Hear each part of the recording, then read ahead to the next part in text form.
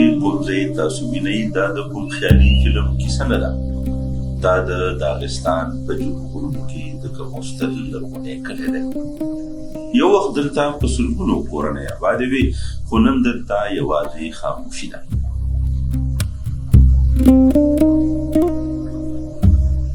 کموستل د نړۍ یو له پخوانیو کلیو څخه دی. د دې ځای په زړه پورې خبره دا ده چې کورونه یې له تیږو او د غره په ډډه کې جوړ شوي دي.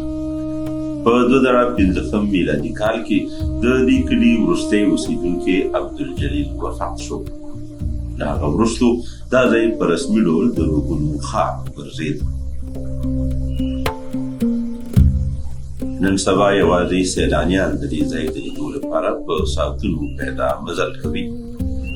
دا کنډوالي موږ ته یادونه کوي چې انسانان ځي، خو د هغوی تاریخ او نښې پاتې کېږي. که غواړئ د نړۍ د داسې نورو عجیبه ځایونو په اړه پوه شئ، زموږ په اړه درسره فالو کړئ.